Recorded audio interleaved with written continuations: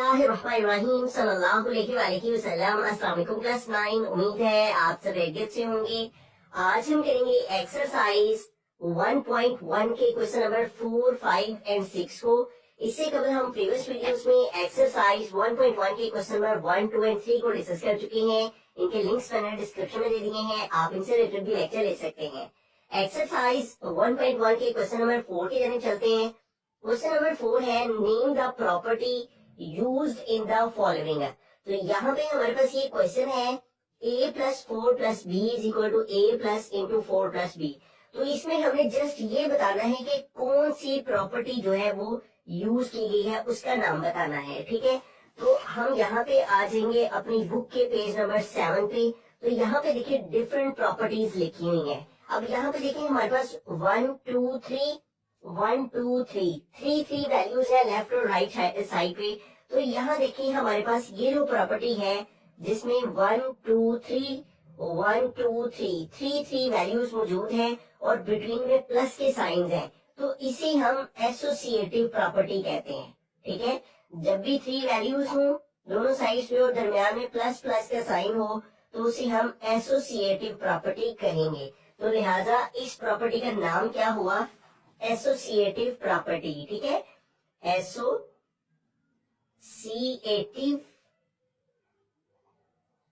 Property. और चूंकि ये प्लस की है, ठीक है, प्लस की प्रॉपर्टी है। यहाँ पे देखिए ऊपर एडिटिव प्रॉपर्टीज लिखा हुआ है, यानी ऐड करने की जो प्रॉपर्टीज होती है प्लस की प्रॉपर्टीज। ठीक है, प्लस के साइन है, यहाँ पे ऐड करने के साइन है, तो इसलिए हम लिखेंगे associative property with respect to, ठीक है, विद रिस्पेक्ट टू एडिशन। तो जब भी इस तरह 3 वैल्यूज हों और दरमियान में प्लस के साइंस हों तो 3 वैल्यूज वाली जो प्रॉपर्टी होती है उसे एसोसिएटिव प्रॉपर्टी कहते हैं। और चूंकि इनके बिटवीन में प्लस के साइन है इसलिए हम लिखेंगे with respect to addition. Addition का मतलब सम प्लस, यानी सेकंड पार्ट है। तो यहाँ पे देखिए हमारे पास 2 वैल्यूज हैं, ठीक है, और दरमियान में प्लस का साइन है। तो जब 2 वैल्यूज हो और दरमियान में प्लस का साइन हो तो ये देखें a plus B is equal to B plus A. और यहाँ पे क्या है √2 प्लस √3 और √3 प्लस √2। ठीक है, यानी a plus B is equal to B plus A. तो जबकि इस तरह हमारे पास 2 वैल्यूज हो और दरमियान में प्लस के साइन हो तो उसे हम कम्यूटेटिव प्रॉपर्टी कहते हैं। ठीक है, तो लिहाजा यहाँ पे फिर कौन सी प्रॉपर्टी यूज हुई है? कम्यूटेटिव प्रॉपर्टी, क्योंकि 2 वैल्यूज हैं तो हम यहाँ पे लिखेंगे कम्यूटेटिव प्रॉपर्टी और दरमियान में प्लस का साइन है। ठीक है, तो इसलिए हम लिखेंगे विद रिस्पेक्ट टू, ठीक है, और चूंकि प्लस है तो हम लिखेंगे विद रिस्पेक्ट टू एडिशन। ठीक है, तो आपने याद रखना है जब 3 वैल्यूज हो और दरमियान में प्लस का साइन हो तो वो एसोसिएटिव होता है, और जब 2 वैल्यूज हो तो वो कम्यूटेटिव प्रॉपर्टी होती है। ठीक है, और दरमियान में प्लस का साइन है इसलिए एडिशन का वर्ड आएगा साथ। थर्ड पार्ट है x minus X is equal to 0। तो इसको अंडरस्टैंड करने के लिए हमें यहाँ पे इनवर्स प्रॉपर्टी को अंडरस्टैंड करना होगा। इनवर्स प्रॉपर्टी क्या होती है? जब भी कोई नंबर हो और उसका इनवर्स लेकर उसमें प्लस किया जाए। इनवर्स क्या होता है? उसका साइन चेंज करना। जैसे एक नंबर है -5 तो इसका इनवर्स क्या होगा? +5। ठीक है, तो इसी तरह प्लस ए है और इसका इनवर्स क्या है? -a। तो इसका इनवर्स लेके उसमें क्या किया गया है? प्लस किया गया है, तो आंसर क्या है हमारे पास? 0।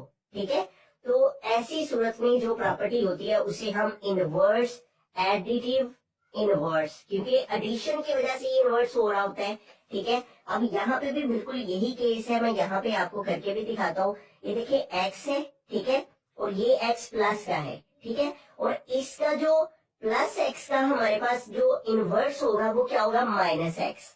ठीक है, तो इसका -x इनवर्स है, इस प्लस x का इनवर्स क्या है? -x, और इसको क्या किया जाए? प्लस किया जाए। ठीक है, तो यूं देखिए x और प्लस माइनस -x, तो x plus x minus x cut हो जाएगा, आंसर क्या आ जाएगा?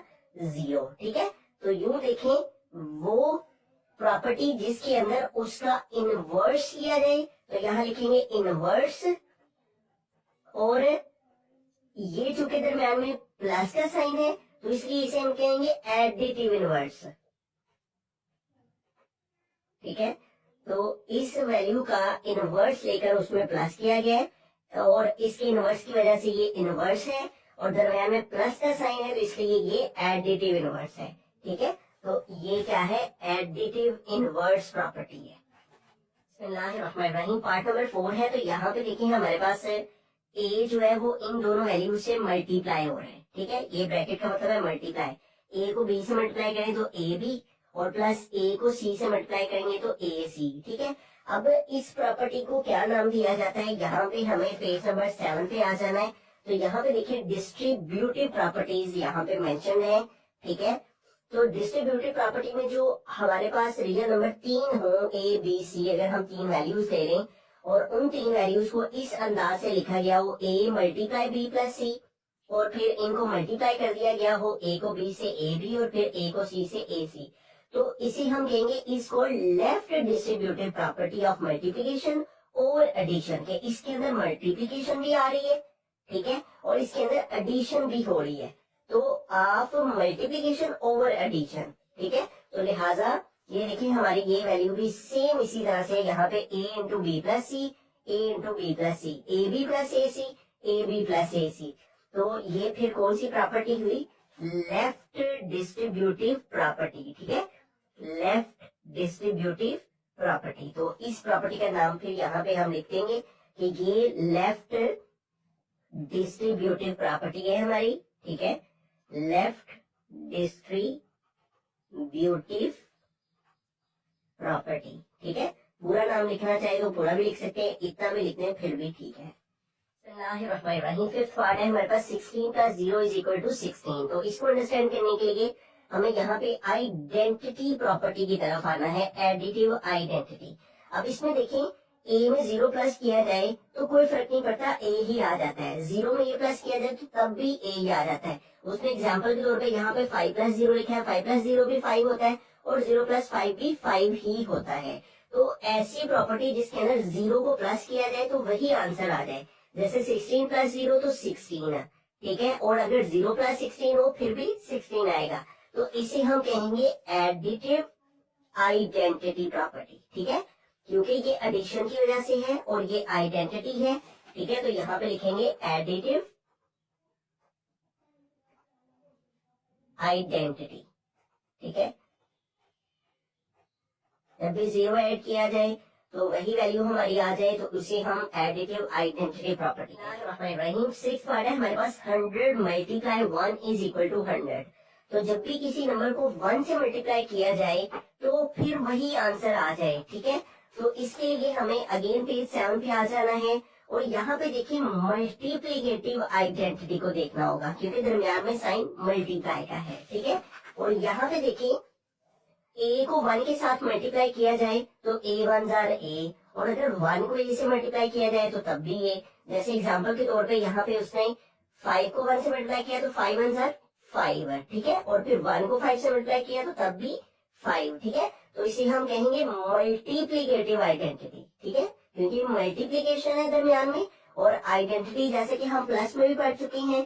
ठीक है, तो चूंकि 1 के साथ मल्टीप्लाई किया जाए तो इसे हम मल्टीप्लिकेटिव आइडेंटिटी कहेंगे क्योंकि दरमियान में मल्टीप्लाई का साइन है और 1 के साथ मल्टीप्लिकेशन से वैल्यू पर कोई फर्क नहीं पड़ता, तो इसे हम मल्टीप्लिकेटिव आइडेंटिटी कहेंगे।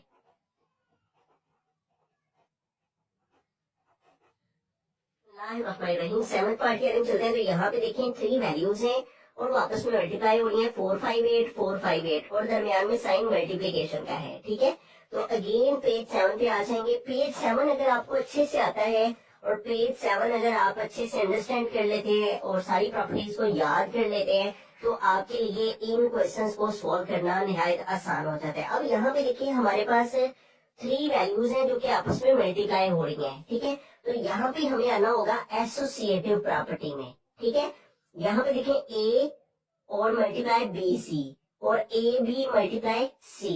ठीक है, तो इधर देखें अगर हम इनको आपस में 3 वैल्यूज को मल्टीप्लाई करें, ए बी सी, ठीक है, और इधर भी ए बी सी, तो उसे हम कहेंगे, चूंकि ये 3 वैल्यूज हैं, जैसे मैंने स्टार्ट में बताया जब भी 3 वैल्यूज की प्रॉपर्टीज होंगी तो उन्हें हम एसोसिएटिव प्रॉपर्टी कहेंगे, और चूंकि ये मल्टीप्लिकेशन की है तो इसलिए एसोसिएटिव मल्टीप्लिकेशन प्रॉपर्टी होगी, ठीक है।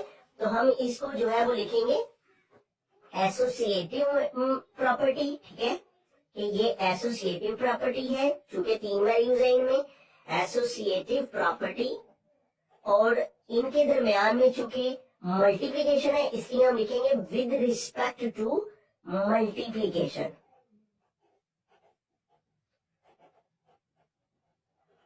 जब भी 3 वैल्यूज हो दरमियान में मल्टीप्लाई का साइन हो तो याद रखना है कि उसे हम एसोसिएटिव कहते हैं 3 वैल्यूज वाले, और दरमियान में मल्टीप्लाई का साइन हो तो उसे हम विद रिस्पेक्ट टू मल्टीप्लिकेशन कहेंगे। 8th पार्ट है A B is equal to B A. तो ए और बी के दरमियान में कोई साइन नहीं है, तो इसका मतलब कि ए बी के साथ मल्टीप्लाई हो रहा है, ठीक है। और इसी तरह बी और ए के दरमियान में कोई साइन नहीं है, तो इसका मतलब बी ए के साथ मल्टीप्लाई हो रहा है। तो ये 2 वैल्यूज है और 2 वैल्यूज है और दरमियान में मल्टीप्लिकेशन है, ठीक है। ये देखें A B is equal to B A, और हमारा क्वेश्चन भी यही है, A B is equal to B A. तो 2 वैल्यूज जब होती हैं तो उसे हम कम्यूटेटिव प्रॉपर्टी कहते हैं, ठीक है। और चूंकि ये मल्टीप्लिकेशन की है तो इसलिए हम विद रिस्पेक्ट टू मल्टीप्लिकेशन लिखेंगे। तो हम लिखेंगे कम्यूटेटिव प्रॉपर्टी है ये, क्योंकि 2 वैल्यूज वाली है ये प्रॉपर्टी, ठीक है। तो ये हो गई कम्यूटेटिव प्रॉपर्टी, ठीक है, और दरम्यान में मल्टीप्लिकेशन है इसलिए हम लिखेंगे with respect to multiplication. Question number 5 है name the property used in the following. तो यहाँ पे हमारे पास जो क्वेश्चन है वो है -3 लेस देन, ये जो साइन होते हैं less than, greater than, less than or equal to, greater than or equal to, इन्हें कहते हैं इनइक्वालिटीज, ठीक है। इस तरह के जितने साइंस होते हैं उन्हें हम इनइक्वालिटीज कहते हैं। तो यहाँ पे देखिए वो कह रहे हैं -3 लेस देन -1 इंप्लाइज दैट। इस साइन का मतलब होता है इंप्लाइज दैट, कि इसके ऊपर अगर हम कुछ अप्लाई करें, ठीक है, तो आंसर जो है वो 0 लेस देन 2 आ जाए। यानी इस प्रॉपर्टी के ऊपर कुछ ऐसा किया गया है कि जिसको सॉल्व करने से हमारे पास 0 लेस देन 2 आ जाए, ठीक है। तो अब यहाँ पे इसको अंडरस्टैंड करने के लिए मैं आपको यहाँ पे properties of equality of real numbers के पॉइंट नंबर 4 की तरफ लेकर आऊंगा। तो इसमें देखें यहाँ पे है एडिटिव प्रॉपर्टी। अब एडिटिव प्रॉपर्टी में यहाँ पे 3 वैल्यूज ली गई हैं और उसने कहा है कि a इज इक्वल है b के, और a b के इक्वल कैसे है, implies that a plus C, ठीक है, और b प्लस सी, यानी फर्स्ट वैल्यू में भी c को ऐड किया गया है और सेकंड वैल्यू में भी c को ऐड किया गया है, ठीक है। तो इसमें भी हम क्या करेंगे, मैं यहाँ पे अगर आपको दिखाऊं -3 से 0 कैसे आ सकता है, अगर हम -3 में +3 ऐड कर दें तो -3 + 3 क्या हो जाएगा, 0, ठीक है। और -1 कैसे आ सकता है, -1 से 2 कैसे आ सकता है, अगर हम -1 में भी 3 ऐड कर दें तो -1 + 3 ऑपोजिट साइन से माइनस करेंगे, 3 + -1 2 आ जाएगा, ठीक है। तो इसका मतलब कि हमने +3 इसके अंदर भी ऐड किया है और +3 इस -1 के अंदर भी ऐड किया है, तो फिर इसका जो इंप्लाइज दैट के बाद आंसर है वो 0 लेस देन 2 आ गया, ठीक है। तो अब देखिए दोनों साइडों, दोनों वैल्यूज में हमने क्या किया है, +3 यानी 3 को ऐड किया है। तो जैसे यहाँ पे a में भी c को प्लस किया और b में भी c को प्लस किया गया है, तो इसलिए इसे हम कहेंगे एडिटिव प्रॉपर्टी, ठीक है। तो लिहाजा इसका आंसर फिर क्या आया, एडिटिव प्रॉपर्टी, ठीक है, कि दोनों वैल्यूज में हमने ऐड किया है, प्लस किया है एक नंबर, सेम नंबर, जिसके बाद हमारे पास ये वैल्यू आई है। सेकंड पार्ट है if a less than b then 1/a greater than 1/b। वो कह रहे हैं अगर a जो है वो लेस देन हो b से, तो ये अगर बदल जाए 1/a ग्रेटर देन 1/b में, तो ये कौन सी प्रॉपर्टी होगी। तो इसको समझने के लिए हम बुक पे पेज 9 पे आ जाएं। तो यहाँ पे है रेसिप्रोकल प्रॉपर्टी, ठीक है। देखिए हमारे पास यहाँ पे सेम यही वैल्यू लिखी हुई है, a less than b implies that 1/a greater than 1/b greater than 1/b, ठीक है। अब यहाँ पे देखिए रेसिप्रोकल क्या होता है, ठीक है। जैसे हमारे पास एक नंबर है 3/4, तो इसका रेसिप्रोकल क्या होता है, जो न्यूमरेटर, इसको न्यूमरेटर कहते हैं, ऊपर वाले को, नीचे वाले को डिनोमिनेटर, ठीक है। तो रेसिप्रोकल क्या होता है, जिसमें डिनोमिनेटर ऊपर चला जाए और न्यूमरेटर नीचे आ जाए, ठीक है। तो इसे हम रेसिप्रोकल कहते हैं, यानी इसी वैल्यू को उल्ट कर दे। अब ए के नीचे कुछ नहीं है, ठीक है, तो जिसके नीचे कुछ ना हो उसका क्या मतलब होता है, उसके नीचे 1 है, तो ए और 1 है, तो इसका रेसिप्रोकल लेंगे तो 1 ऊपर चला जाएगा, ठीक है, और ए जो है वो नीचे आ जाएगा, तो ये इसका रेसिप्रोकल हो गया। तो ए का रेसिप्रोकल 1 ओवर ए और बी का रेसिप्रोकल 1 ओवर बी, और यहाँ पे लेस देन और यहाँ पे ये ग्रेटर देन में बदल जाता है, क्योंकि यहाँ पे आके वैल्यू जो है वो चेंज हो जाती है जब उसका रेसिप्रोकल लिया जाता है। तो जब भी इस तरह से हमारे पास वैल्यूज हो ए लेस देन बी और इसका रेसिप्रोकल ले लिया जाए, तो उसे हम रेसिप्रोकल प्रॉपर्टी कहते हैं, जिसमें न्यूमरेटर डिनोमिनेटर में और डिनोमिनेटर न्यूमरेटर में चेंज हो जाए, तो उसे हम कहेंगे रेसिप्रोकल प्रॉपर्टी।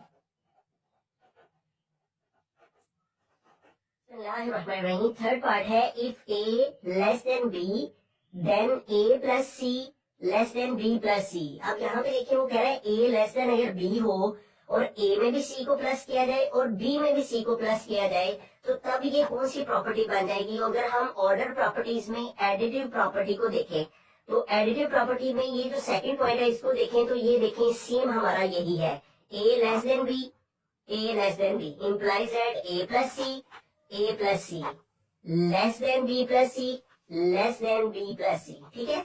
तो दोनों साइडों पे इधर भी हमारे पास हमने ऐड किया है सी को और इधर भी ऐड किया है सी को, तो इसलिए ऐड करने की वजह से इसे हम एडिटिव प्रॉपर्टी कहेंगे, ठीक है। तो वेरी सिंपल, हमने दोनों साइड पे इस ए में भी सी को प्लस किया है और इस बी में भी सी को प्लस किया है, तो ये फिर क्या कहलाएगी, एडिटिव प्रॉपर्टी कहलाएगी, ठीक है।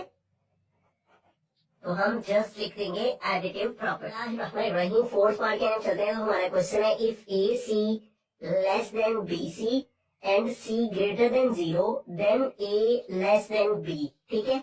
तो जब भी हमारे पास इस तरह से वो कह रहा है वैल्यू हो और सी जो है वो ग्रेटर हो 0 से, तो 0 से ग्रेटर होने का, किसी वैल्यू के 0 से ग्रेटर होने का मतलब ये कि पॉजिटिव नंबर्स के साथ जो है अगर हम सी की वैल्यू को कंसीडर करें, ठीक है। इसका आंसर जो है वो मैंने चैट जीपीटी से निकाला है। तो यहाँ पे देखिए हमारे पास है question name the property use in the following, तो यही प्रॉपर्टी मैंने यहाँ पे लिखी है। तो इसने जो इसका आंसर दिया है वो ये कह रहा है, the property use in the given statement is multiplication property of inequality, कि ये एक मल्टीप्लीकेशन प्रॉपर्टी है। उसके एक्सप्लेनेशन में वो ये कह रहा है कि इफ ए लेस देन हो बी से और मल्टीप्लाई किया जाए both side of the inequality by a positive number C, यानी इस ए और बी, अगर ए लेस देन बी हो और ए को भी मल्टीप्लाई करवाया जाए सी के साथ और बी को भी मल्टीप्लाई किया जाए सी के साथ, ठीक है, by a positive number C preserves the inequality, तो ये इनइक्वालिटी आ जाती है, ठीक है। और conversely if A C less than हो बी से और सी ग्रेटर हो सी से और सी ग्रेटर हो 0 से, we can divide both side by C since division by a positive numbers does not change the inequality direction resulting in. तो इसका जो डायरेक्शन है वो चेंज नहीं होती जब हम इस वैल्यू को पॉजिटिव नंबर से डिवाइड करवाते हैं, ठीक है, क्योंकि सी से ग्रेटर 0 होना जो है वो इस बात को रिप्रेजेंट करता है कि हमारे पास जो सी की वैल्यू वो एक पॉजिटिव नंबर है। तो वो कह रहा है कि इस नंबर के जो साइन है बिटवीन में उसमें कोई चेंजिंग नहीं आती। तो इसमें जो प्रॉपर्टी यूज की गई है वो मल्टीप्लीकेटिव प्रॉपर्टी है, ठीक है। तो यहाँ पे हम लिखेंगे मल्टीप्लीकेटिव प्रॉपर्टी। फिफ्थ पार्ट की तरफ चलते हैं। तो यहाँ पे हमारा क्वेश्चन है, if A C less than B C and C less than हो 0 से then A greater than B, ठीक है। तो यहाँ पे वो कह रहे हैं अगर ए को भी सी के साथ मल्टीप्लाई किया जाए और बी को भी सी के साथ मल्टीप्लाई किया जाए और सी जो है वो लेस देन हो 0 से, ठीक है, तो देन ए ग्रेटर बी हमारे पास आ जाए, ठीक है। तो यहाँ पे भी सी के साथ ए को मल्टीप्लाई किया गया है और बी को भी सी के साथ मल्टीप्लाई किया गया है और सी जो है वो लेस देन है 0 से, यानी कि यहाँ पे 0 से लेस होने का मतलब है यानी नेगेटिव नंबर के साथ अगर इस वैल्यू को डिवाइड किया जाए तो ये जो इनइक्वालिटी का साइन है वो चेंज हो जाएगा, ठीक है, उल्ट हो जाएगा जब नेगेटिव नंबर के साथ जो है वो डिवाइड किया जाएगा। तो यहाँ पे लेस देन है तो इधर ग्रेटर देन हो जाएगा, तो इधर भी हमारे पास मल्टीप्लीकेटिव प्रॉपर्टी यूज हुई है। ठीक है, तो इसे हम मल्टीप्लीकेटिव प्रॉपर्टी ऑफ ऑर्डर कहेंगे। ठीक है, यहाँ पे ये वाली सारी प्रॉपर्टीज जो है वो लिखी हुई है, आप इनको अंडरस्टैंड कर सकते हैं। Multiplicative property of order.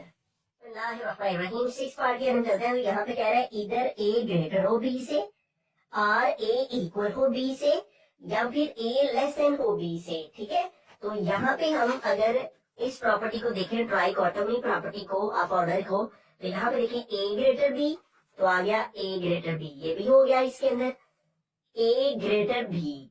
ठीक है, ए इक्वल बी अब आ गया ए ग्रेटर बी, तो ये देखिए ए ग्रेटर बी भी मौजूद है। और ए लेस देन बी या फिर ए लेस देन हो बी से, ये तीनों केस हो किसी प्रॉपर्टी के अंदर।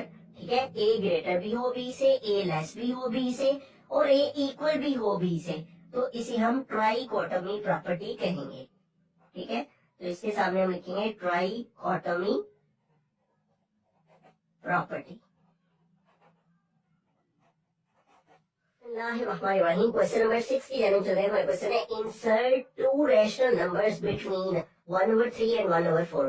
कह रहे 1/3 और 1/4 के दरमियान में कोई से दो रैशनल नंबर्स जो है उनको इंसर्ट करें। ठीक है, इन दोनों के दरमियान में दो रैशनल नंबर हमने फाइंड करने हैं। ठीक है, अब पहला रैशनल नंबर हम कैसे फाइंड करेंगे, इन दोनों को प्लस करके 2 पे डिवाइड कर देंगे। ठीक है, 1/3 प्लस 1/4, और इन दोनों को प्लस करके तो डिवाइड करेंगे 2 पे। ठीक है, तो हमारे पास इन दोनों के दरमियान वाला एक रैशनल नंबर आ जाएगा। ठीक है, अब इन दोनों को प्लस करते हैं, तो यहाँ पे देखिए 1/3 प्लस 1/4 है, ऊपर फ्रैक्शन में वैल्यूज हैं, तो इनको सोल्व करने के लिए हम क्या करेंगे, 3 और 4 का एलसीएम लेंगे। ठीक है, तो 3 और 4 का एलसीएम लें, 3,4, 3 1 जार 3, 4 वैसे का वैसे, फिर 2 2 जार 4, और फिर 2 1 जार 2। ठीक है, 2 2 जार 4, 4 3 जार 12, तो एलसीएम क्या आ गया हमारे पास 12। अब ये आ गया हमारे पास एलसीएम। अब इस एलसीएम को हमने इस नीचे वाली वैल्यू से डिवाइड करना होता है, तो 12 को 3 पे डिवाइड करेंगे, 12 डिवाइड बाई 3, 3 4 आर 12, तो एलसीएम को नीचे वाली वैल्यू से डिवाइड करके क्या आ गया 4। तो डिवाइड करने से जो आंसर आता है उसको ऊपर वाले से मल्टीप्लाई करना होता है, तो ऊपर क्या है 1, तो 4 को 1 से मल्टीप्लाई करेंगे तो आ जाएगा 4, तो इसलिए यहाँ पे क्या आ जाएगा 4। फिर प्लस है तो यहाँ पे आ गया प्लस, इन्हीं स्टेप्स को इधर पे रिपीट करेंगे। 12 को 4 पे डिवाइड किया, ठीक है, तो 12 को 4 पे डिवाइड करने से 4 3 जार 12, तो डिवाइड करने से क्या आंसर आया 3। इस 3 को इस 1 से क्या करना है मल्टीप्लाई, तो 3 1 जार क्या आ जाएगा 3, तो इसलिए यहाँ पे क्या आ गया 3। ठीक है, तो फ्रैक्शन को ऐड करने का तरीकेकार यही है, नीचे वाली वैल्यू से एलसीएम लेना होता है, एलसीएम को नीचे वाले से डिवाइड करने से जो आंसर आए उसको ऊपर वाले से मल्टीप्लाई, फिर प्लस 12 को 4 पे डिवाइड, आंसर 3, 3 को 1 से मल्टीप्लाई, इधर आ गया 3, और डिवाइड में ये वाला 2 आ गया। ठीक है, इज इक्वल 4 में 3 प्लस करेंगे तो आ जाएगा 7, और डिवाइड आ गया ये वाला 12, और डिवाइड आ गया ये वाला 2। ठीक हो गया, अब हम इसको मोर सिंप्लीफाई करें तो हमारे पास ये आ जाएगा 7/12, और ये जो डिवाइड 2 है इसको हम इस तरह लिख लेंगे डिवाइडेड बाय 2। ठीक है, अब इस 2 के नीचे कुछ नहीं है तो इसके नीचे हम 1 लगा लेंगे। अब हमारे पास आ गया 7/12, इस डिवाइड को मल्टीप्लाई में चेंज करें तो इस वैल्यू का रेसिप्रोकल हो जाएगा। जब भी डिवाइड को मल्टीप्लाई में चेंज किया जाए तो उससे नेक्स्ट वैल्यू का रेसिप्रोकल हो जाता है, 1 ऊपर चला जाएगा और 2 नीचे आ जाएगा। अब इसमें से किसी की भी कटिंग नहीं होती तो ऊपर वाले को ऊपर वाले से मल्टीप्लाई कर देंगे और नीचे वाले को नीचे वाले से। 7 1 जार 7, और 12 को 2 से मल्टीप्लाई करेंगे तो 12 2 जार 24। तो ये हमारे पास इन दोनों के दरमियान जो है वो एक रैशनल नंबर आ गया 7/24। ठीक है, अब हमें उसमें क्या है 2 रैशनल नंबर, अब हमें जो है एक और रैशनल नंबर फाइंड करना है। अब हम इन दोनों की मदद से आगे वाला रैशनल नंबर फाइंड कर लेंगे। ठीक है, पहले वाला इन दोनों की मदद से सोल्व किया, अब जो आंसर है उसको और लास्ट वाली वैल्यू को यूज करते हुए एक और रैशनल नंबर जो है वो मालूम कर लेंगे। अब इन 7/24 जो है इसको प्लस करेंगे हम 1/4 में, ठीक है, लास्ट वाले में, और इन दोनों को डिवाइड कर देंगे 2 पे। ठीक है, तो इस तरह से हमारे पास एक और रैशनल नंबर आ जाएगा। ठीक है, अब मैं इसके आगे इसका सोल्यूशन करता हूं ताकि आपको आसानी से समझ आए। आप 24 और 4 का एलसीएम लेंगे। ठीक है, तो 24 और 4 का एलसीएम लें तो हमारे पास 24 है तो 2 12 are 24, फिर 2 2 are 4, फिर 12 है तो 2 6 are 12, 2 1 are 2, अब 6 है तो 2 3 are 6, 1 वैसे का वैसे, और फिर 3 है तो 3 1 are 3। तो इस तरह 3 2 are 6, 6 2 are 12 और 12 2 are 24। तो हमारे पास एलसीएम क्या आ गया 24। तो इस एलसीएम को इस नीचे वाली वैल्यू से डिवाइड किया, 24 को 24 को डिवाइड किया 1 को 7 से मल्टीप्लाई किया तो आ गया 7 प्लस, अब 24 को 4 पे क्या करना है डिवाइड, नीचे वाले से डिवाइड करते हैं, जो आंसर आए ऊपर वाले से मल्टीप्लाई। 24 को 4 पे डिवाइड करेंगे, 4 6 are 24, तो डिवाइड करने से क्या आंसर आया 6 है। इस 6 को 1 से क्या करना है मल्टीप्लाई, तो 6 1 are 6 और डिवाइड में क्या है 2, तो ये आ गया 2। ठीक है, अब यहाँ पे देखिए 7 और 6 को प्लस करेंगे तो हमारे पास आ जाएगा 13 और डिवाइडेड बाय आ गया 24, और फिर ये वाला डिवाइड है तो इसको इस तरह लिख लेंगे डिवाइडेड बाय ये 2। ठीक है, और इस 2 के नीचे कुछ नहीं तो हम खुद से 1 लगा लेंगे। अब जो है वो हम इसको डिवाइड को मल्टीप्लाई में चेंज करेंगे, 13 over 24 डिवाइड को मल्टीप्लाई में चेंज करेंगे तो इस वैल्यू का रेसिप्रोकल हो गया, 1 ऊपर चला गया 2 नीचे आ गया। ठीक है, अब भी कटिंग पॉसिबल नहीं है तो ऊपर वाली वैल्यू को ऊपर वाले से मल्टीप्लाई, नीचे वाले को नीचे वाले से, 13 1 आ गया 13, और नीचे 24 को 2 से मल्टीप्लाई करेंगे तो 2 4 8 और 2 2 4, तो क्या आ जाएगा 48। तो इस तरह से हमारे पास है 2 रैशनल नंबर्स आगे, इन दोनों के बिटवीन में एक आ गया 7 over 24 और दूसरा आ गया 13 over 48। बिस्मिल्लाहिर्रहमानिर्रहीम। तो इन दोनों के बिटवीन में हमने 2 रैशनल नंबर फाइंड करना है, तो उसी तरह इन दोनों को प्लस करके 2 पे डिवाइड करेंगे, डिवाइडेड बाय 2। ठीक है, तो 3 + 4 आ गया 7 ओवर आ गया 2। ठीक है, तो इन दोनों के बिटवीन में हमारे पास जो है वो एक रैशनल नंबर आ गया है, वो है 7 over 2। अब हमें एक और फाइंड करना है, उसको हम इन दोनों की मदद से सॉल्व करेंगे, यानी इन दोनों को प्लस करके अब 2 पे डिवाइड करेंगे, 7 over 2 + 4 over 2। ठीक है, इस तरह से अब इसको सॉल्व कर लेते हैं। तो हमारे पास यहाँ पे देखें, इस 4 के नीचे कुछ नहीं तो आ गया 1, तो 2 और 1 कैल्सियम लिया तो आ गया 2। अब इस 2 को इस नीचे वाले डिनोमिनेटर से डिवाइड करेंगे, 2 को 2 पे डिवाइड करेंगे 1 आएगा, 1 को 7 से मल्टीप्लाई किया तो आ गया 7 प्लस 2 को 1 पे डिवाइड किया 2 आ जाएगा, 2 को 4 से मल्टीप्लाई करेंगे तो 8 आ जाएगा, और डिवाइड में आ गया ये वाला 2। ठीक है, अब इसको सॉल्व करें तो 7 + 8 हो जाएगा 15 ओवर आ गया ये वाला 2, और डिवाइड में आ गया ये वाला 2। ठीक है, अब हम क्या करेंगे, इस डिवाइड को दूसरी फॉर्म में लिखेंगे, ये हमारे पास आ गया 15 over 2 वैसे का वैसे, ये डिवाइड है तो इसको हम इस तरह लिखेंगे, और आगे आ गया ये 2, इसके नीचे कुछ नहीं तो आ गया 1। अब डिवाइड को हमें मल्टीप्लाई में चेंज करना है, तो डिवाइड को मल्टीप्लाई में चेंज किया तो इस वैल्यू का रेसिप्रोकल हो जाएगा, 1 ऊपर चला जाएगा 2 नीचे आ जाएगा। ठीक है, इनकी कटिंग पॉसिबल नहीं है तो ऊपर वाले को ऊपर वाले से मल्टीप्लाई, 15 1 are 15 और नीचे 2 2 are 4। तो हमारे पास 2 रैशनल नंबर 3 और 4 के बिटवीन में आगे पहला रैशनल नंबर 7 over 2 आ गया। ठीक है, और दूसरा रैशनल नंबर 15 over 4 आ गया। ठीक है, यानी 3 और 4 के दरमियान में 2 रैशनल नंबर हमने फाइंड कर लिए, एक आ गया 7 over 2, ठीक है, और दूसरा आ गया 15 over 4। थर्ड पार्ट है, तो हमारे पास यहाँ पे 2 नंबर्स हैं, इनके बिटवीन में हमें 2 रैशनल नंबर्स फाइंड करने हैं। ठीक है, तो वही तरीके का इन दोनों को प्लस करेंगे, 3 over 5 + 4 over 5 और डिवाइड कर देंगे 2 पे। ठीक है, तो अब इनको सॉल्व करेंगे, तो डिनोमिनेटर में 5 5 है तो 5 और 5 का एलसीएम लें। ठीक है, तो 5 1 are 5, 5 1 are 5, तो एलसीएम भी आ जाता है 5। ठीक है, अब एलसीएम को हमने नीचे वाली वैल्यू से डिवाइड करना होता है, 5 को 5 पे डिवाइड करेंगे, आंसर आएगा 5 डिवाइडेड बाय 5, आंसर आ जाएगा 1, 1 को 3 से मल्टीप्लाई करेंगे तो 3, प्लस इधर भी उसी तरह 5 को 5 पे डिवाइड किया, आंसर है 1, 1 को 4 से मल्टीप्लाई किया तो आ गया 4, और डिवाइड में आ गया ये वाला 2। ठीक है, अब इसको मोर सिंप्लीफाई करते हैं, तो यहाँ पे देखें हमारे पास जो है वो 3 + 4 हमारे पास हो जाएगा 7, और डिवाइड में आ गया ये वाला 5, और फिर डिवाइड में आ गया ये वाला 2।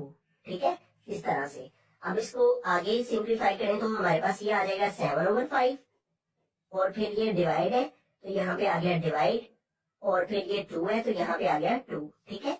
अब इस डिवाइड को हमने चेंज करना है मल्टीप्लाई में। जब डिवाइड को मल्टीप्लाई में चेंज किया जाता है तो अगली वैल्यू का रेसिप्रोकल हो जाता है। इसके नीचे कुछ नहीं है तो इसका मतलब इसके नीचे 1 है, तो 1 ऊपर चला जाएगा और 2 जो है वो नीचे आ जाएगा। अब इसको सोल्व करें तो हमारे पास कटिंग नहीं होती, तो ऊपर वाले को ऊपर वाले से मल्टीप्लाई, 7 1 7 और 5 को 2 से मल्टीप्लाई तो 5 2 10, ठीक है। तो ये हमारे पास आ गया रैशनल नंबर। अब ये एक रैशनल नंबर आया है हमारे पास इन दोनों के बिटवीन में। अब हमें अगला रैशनल नंबर फाइंड करने के लिए इसको और लास्ट वाले को यूज करना है, ठीक है। 3/5 और 4/5 है, तो पहला रैशनल नंबर इन दोनों की मदद से आ गया, इन दोनों को प्लस करके 2 पे डिवाइड करके तो आ गया 7/10। अब हमें एक और चाहिए, तो उसके लिए अब हम इन दोनों को यूज करेंगे, ठीक है। ये जो आंसर आया इसको और जो लास्ट वाला है उसको, अब इन दोनों को प्लस करेंगे 7/10, ठीक है, और प्लस करेंगे इसमें लास्ट वाले को, वो है 4/5, ठीक है। अब इन दोनों को प्लस करके तो डिवाइड करेंगे 2 पे, ठीक है। तो एक और रैशनल नंबर हमें मिल जाएगा। अब इसको सॉल्व करते हैं तो हमें इन दोनों का एलसीएम लेना होगा 10 और 5 का। तो 10 और 5 का एलसीएम लें तो हम 2 का टेबल यूज करें, 2 5 10, 5 ऐसे का वैसे ही, फिर 5 का टेबल 5 1 5, 5 1 5, तो 2 को 5 से मल्टीप्लाई किया 2 5 10, ठीक है।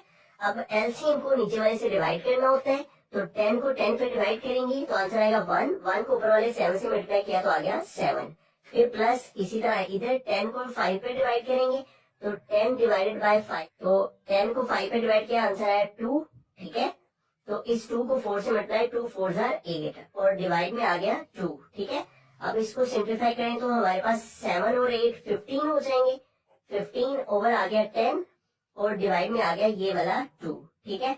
अब इसको आगे सॉल्व करें तो हमारे पास आ जाएगा 15/10 और ये